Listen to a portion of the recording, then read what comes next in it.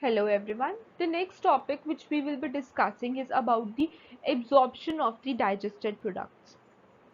So there the chemical and the mechanical digestion, that is from the mouth, which is the first part of the digestion, to the small intestine where the absorption takes place, the changing food into simpler forms that can absorb through the absorptive epithelial cells of the mucosa.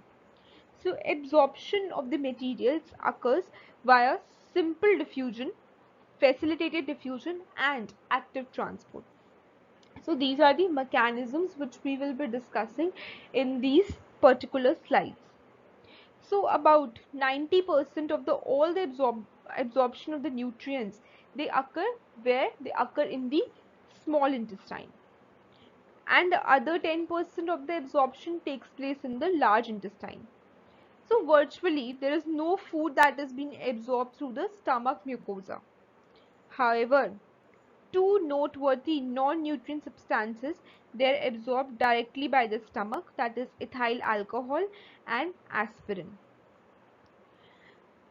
So let's start with the first slide, which says the definition of the absorption.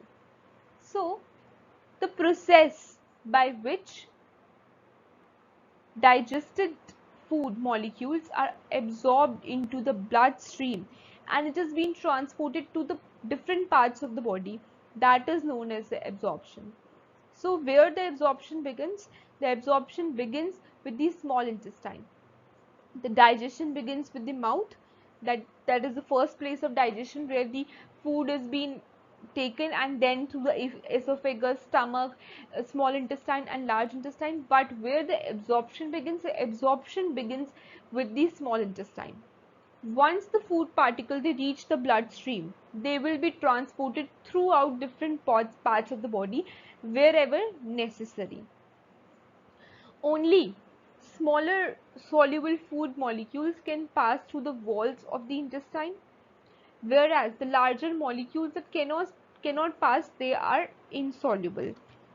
So if we talk about the absorption in case of the small intestine, then small intestine, as we have told, that it absorbs about 90% of the nutrients and water that pass through the digestive system.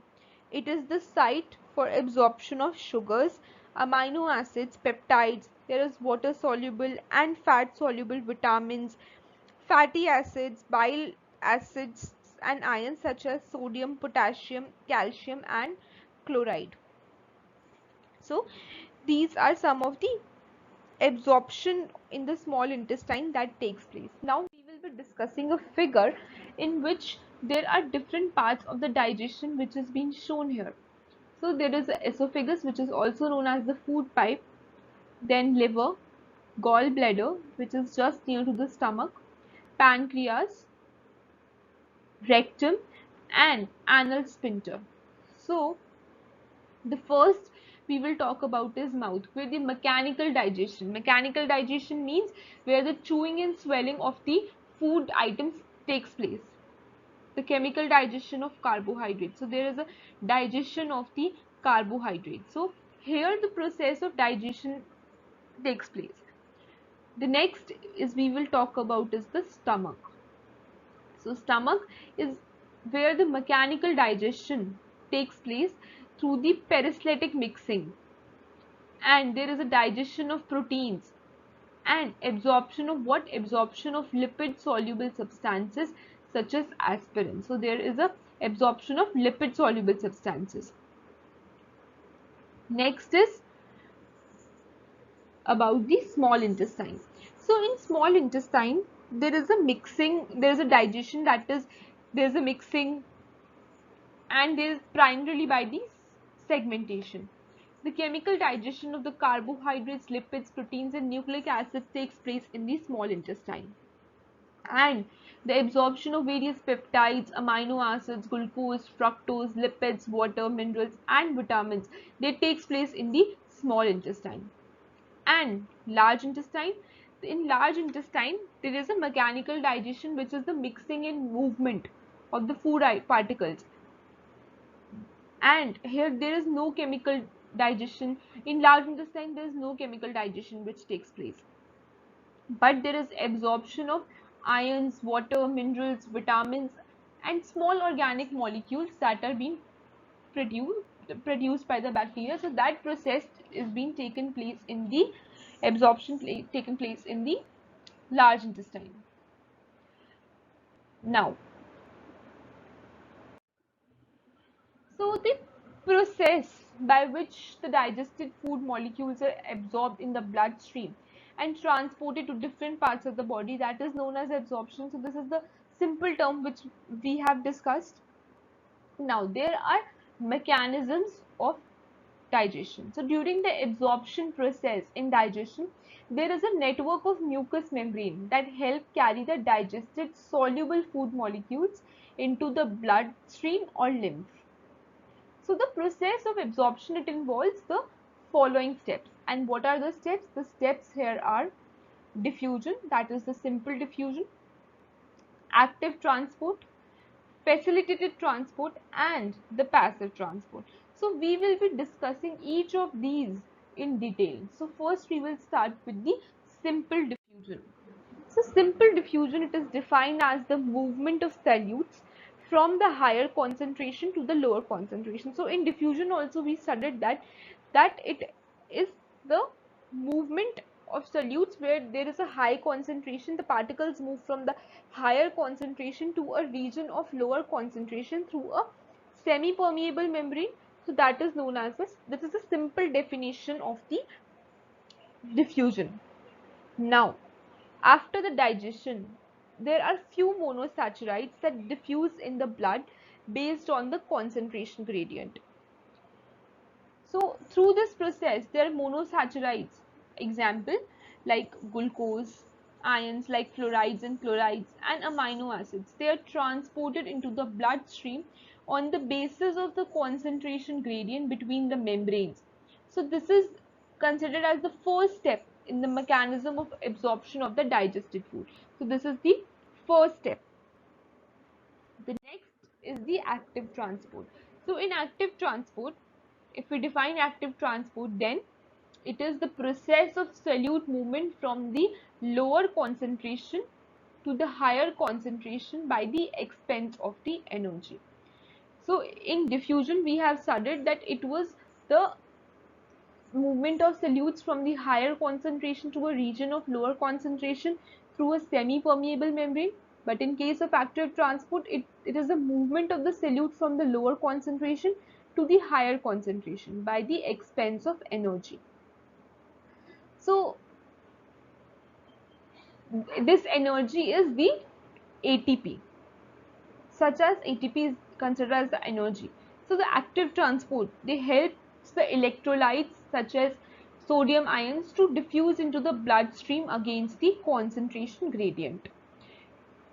So electrolyte ions like sodium are absorbed by the active transport in the bloodstream. So this is the example here. Next is we will discuss about is the facilitated transport. So facilitated transport, it is defined as the process of movement of solutes across the biological membrane with the help of the specific carrier proteins. So facilitated transport, they helps to carry digested molecules like amino acids, sugar, and glucose into the bloodstream. So some of the digested amino acids and glucose are absorbed into the blood by this method of the facilitated transport. Last is about the passive transport. So passive transport is characterized by the solvent movement. So in the previous slides we have discussed about the movement of the solute from the higher concentration to lower concentration, or from the lower concentration to the higher concentration. But in this particularly, it is the movement of the solvent process across a cell membrane without the expenditure of energy. So there is no energy which is being involved. So that is known as the passive transport.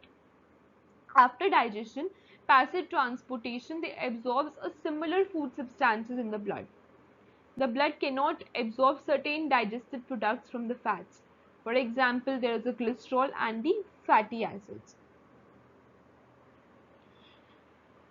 These molecules, that is the cholesterol and fatty acids, they attach to the tiny droplets called the micelles or micellar bodies. So these complexes further transform into cyclomicrons. They are the small globules of fats that are coated by the proteins. So this the cyclomicrons that are then carried to the lymph vessels, and then they pass all the digested food particles into the blood. These digested and absorbed food particles, they are transported to various cells and tissues so they can utilize again. And this is the last step, because after this the assimilation of the digested food occurs.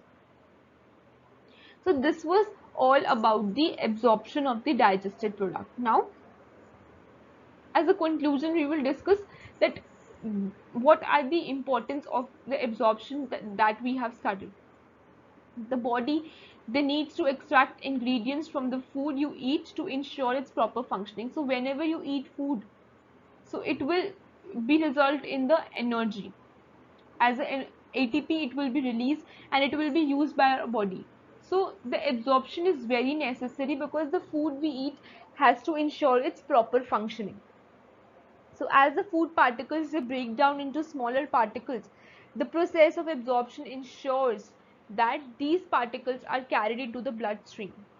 So these particles, when carried into the bloodstream, they will give us energy and help the cells to grow.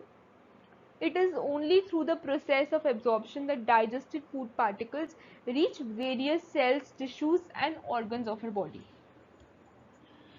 Blood carries nutrients like sugar and amino acids from the absorbed food into the liver, where they are processed. And from the liver, these nutrients, they are delivered to other parts of the body where they are required. So these are all the importance of absorption, that why we are studying the absorption process of the digested food.